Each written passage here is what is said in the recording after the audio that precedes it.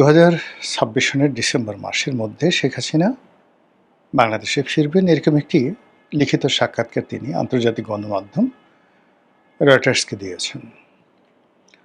আর তার সেই সাক্ষাৎকার ছাপার পরই বাংলাদেশ এবং বাংলাদেশ সংশ্লিষ্ট আন্তর্জাতিক অঙ্গনে রীতিমতো তোলপাড় শুরু হয়েছে।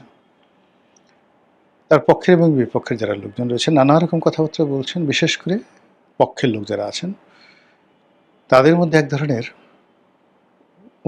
উন্নাসিকতা, এক ধরনের আর্ত অহমিকা, এক ধরনের প্রতিশোধ গ্রহণের যে ইচ্ছা বা প্রতিহিংসা গ্রহণ করার যে ইচ্ছা, যেটিকে আমরা জিঘাংসা বলি, প্রতিহিংসা চরিতার্থ করার ইচ্ছা, জিঘাংসা, এটা আবার নতুন করে দানা বেঁধেছে। এবং শেখ হাসিনা বিভিন্ন সময় তার নেতাকর্মীদেরকে বলেছিলেন যে তোমরা তালিকা করো। যদিও সবাই বলার চেষ্টা করছেন যে এটা রাজনৈতিক একটা কৌশল, তারপর নেতাকর্মীদের থেকে চাঙ্গা রাখার একটা কৌশল, যেখানে তিনি নিজে বিদেশে পালিয়ে চলে গেছেন, সেখানে বাংলাদেশে যারা পালিয়ে আছেন তারা পালিয়ে থেকে তালিকা করবেন, এর সে হাস্যকর কোনো বিষয় নয়। এ ধরনের সমালোচনা হয়েছে বটে, কিন্তু সবাই জানে যে প্রতিশোধ গ্রহণ করার ক্ষমতা শেখ হাসিনার কি পরিমাণ আছে।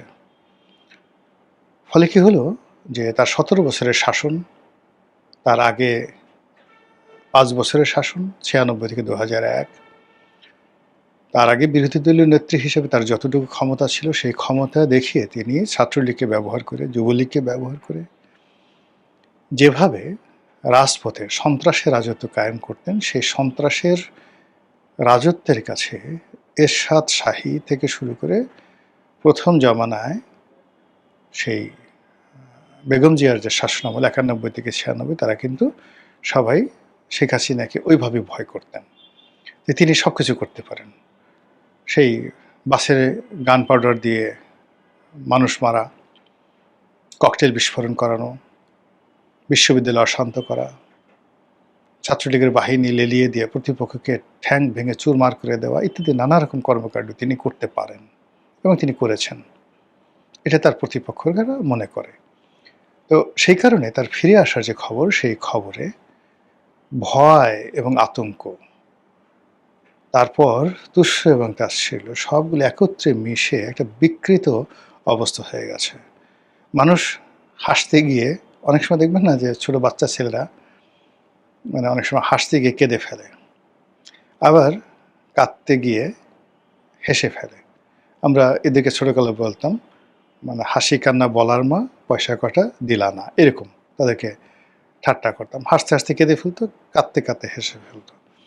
এখন শেখ হাসিনার আসার খবরে বিরাট একটা শ্রেণী হাসতে হাসতে কেঁদে ফেলছেন, কাঁদতে কাঁদতে হেসে ফেলছেন। অনেকে হয়তো জোরে জোরে যাত্রা পালার মতো হাসছেন, মুহা কিভাবে আসবে, সম্ভব নাকি বলে, ওরে মা গো, ওরে বাবা গো, আমার কি হবে গো, আবার আমাকে জেলে নেবে গো, এই কথা বলে ফেলছেন। সে কি আমাদেরকে ছাড়বে গো, সেই কাজ করতে পারে গো, এরকম নানা রকম প্রতিক্রিয়া তৈরি হচ্ছে।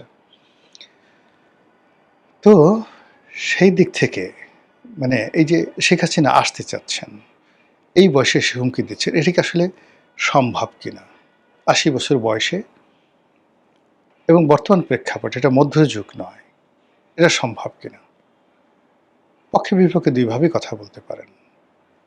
আপনি দেখেন যে পৃথিবীতে কতগুলো শাসক আছেন, যোদ্ধা আছেন, যারা যুদ্ধক্ষেত্রে যথেষ্ট নিষ্ঠুরতা পরিচয় দিতেন, ইচ্ছা করে দিতেন।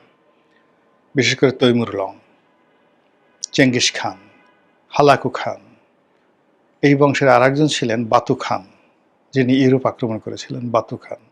মানে তার ভয়ে ইউরোপ তছনছ হয়ে গিয়েছিল। তারপর আরও অনেকে আছেন, রাশিয়াতে আছেন, বেশ কয়েকজন ছিলেন। তো আইভান দ্য টেরিবল, খুবই কুখ্যাত একজন শাসক ছিলেন আইভান দ্য টেরিবল। তারপর মধ্যপ্রাচ্যের সেই আয়ামে জাহিলিয়াত যুগের বহু সংখ্যক শাসকের নাম বলতে পারবো, যারা শুধুমাত্র যুদ্ধের ময়দানে যাওয়ার আগে যে সন্ত্রাস করতেন, সেই সন্ত্রাসে তাদের 90% বিজয় হয়ে যেত। এবং যখন তারা কোনো একটা বিজয় করতেন বা শহর জয় করতেন, সেখানে মানুষের মাথা কেটে তারা পিরামিড তৈরি করতেন। এবং সেই পিরামিড বহুদিন পর্যন্ত গন্ধ ছড়াতো সেখানে। মানুষ পাগল হয়ে যেত, কুকুরগুলো পর্যন্ত সেখান থেকে দুর্গন্ধে চলে যেত। এর ফলে ওই সমস্ত শাসকের নাম শুনলে মানুষ থর করে কেঁপে উঠত, থর করে কেঁপে উঠত। তো সেই কারণে কি হচ্ছে, কিছু শাসক যারা ভালোবাসা দিয়ে, প্রেম দিয়ে, নীতি নৈতিকতা দিয়ে শাসন করেন, আবার কিছু শাসক আছেন যারা নিষ্ঠুরতা দিয়ে, নির্মমতা দিয়ে, কঠোরতা দিয়ে শাসন করেন।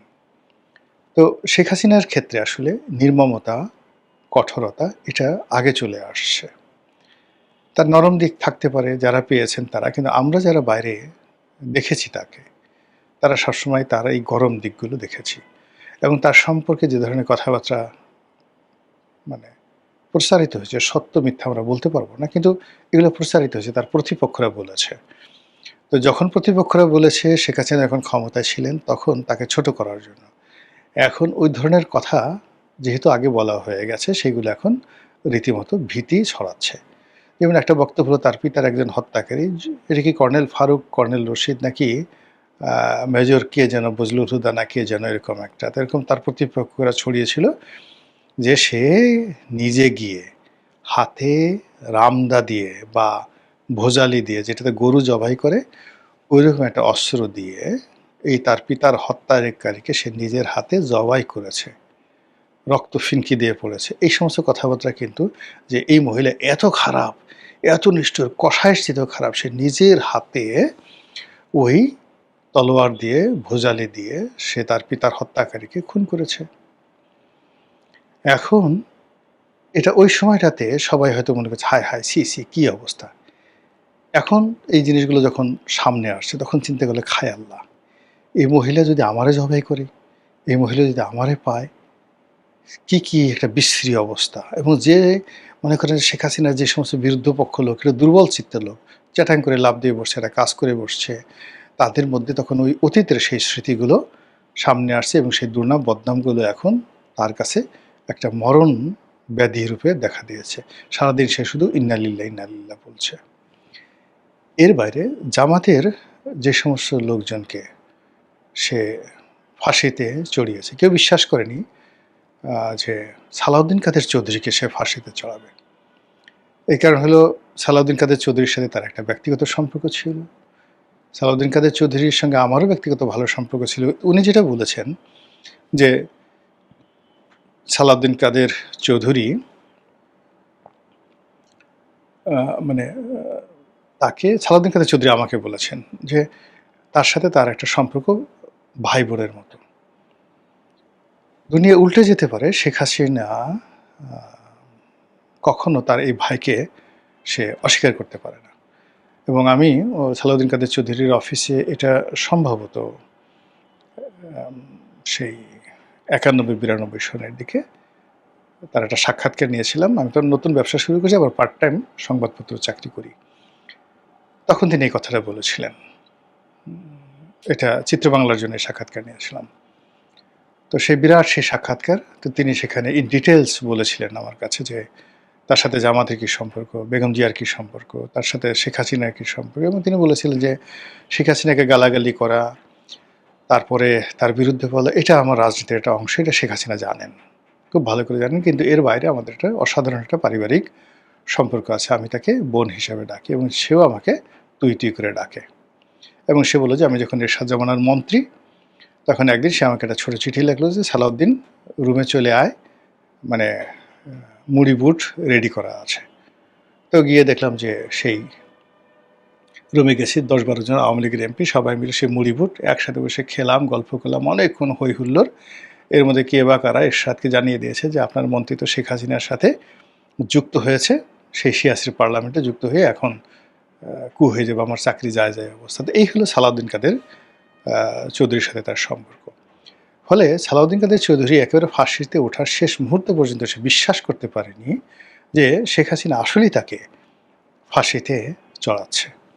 আবার আরেকজন খুব বড় নেতা, রাজনৈতিক নেতা, এই ২-১ দিন আগে আমাকে টেলিফোন করে বললেন যে আ আ তার নিষ্ঠুরতা, যে রনি ভাই তার যে নিষ্ঠুরতা কোন পর্যায়ে কল্পনা করতে পারবেন না। সে তার সাথে যখন ইলিয়াস আলীর ওয়াইফ তার সন্তানরা দেখা করতে গেল, তখন তিনি ইলিয়াস আলীর জন্য এত কান্নাকাটি করলেন যে আ ইলিয়াস আলীর ওয়াইফ যে কেঁদেছে তার জন্য তার চেয়ে বেশি কেঁদেছেন শেখ হাসিনা। কিন্তু শেখ হাসিনা কিন্তু খুব ভালো করে জানতেন যে ইলিয়াস আলী কেল্লা ফতেহ হয়ে গেছে। তো এই হলো শেখ হাসিনার চরিত্র। এক হাতে বাঁকা বাঁশের বাঁশুরি আর এক হাতে রণতুর্য। ফলে তিনি যদি আবার ক্ষমতায় আসেন আমাদের সবাইকে জেলে পাঠাবে, ওই নেতার বক্তব্য। এরপরে তার ছাত্রলীগ, যুবলীগ আমাদের ঘরের মা-বোনদের ইজ্জত লুট করবে, আমাদের ঘরের সবকিছু লুটপাট করে নিয়ে যাবে। এটা চলতে দেয়া যায় না, এটা হতে পারে না। রনি ভাই, এটা হবে না বাংলাদেশে।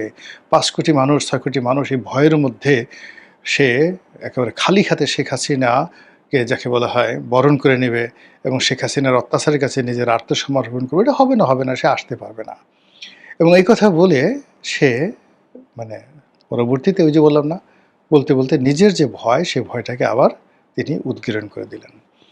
তো সার্বিক দিকে থেকে যেটা মনে হচ্ছে যে শেখ হাসিনা অত্যন্ত সুস্থ জ্ঞানে, সুস্থ মস্তিষ্কে, একেবারে ধীর স্থিরভাবে তিনি বর্তমান সরকারকে এবং তার বিরুদ্ধ পক্ষ যারা আছে তাদেরকে ভয় দেখানোর একটা পরিকল্পনা গ্রহণ করেছেন।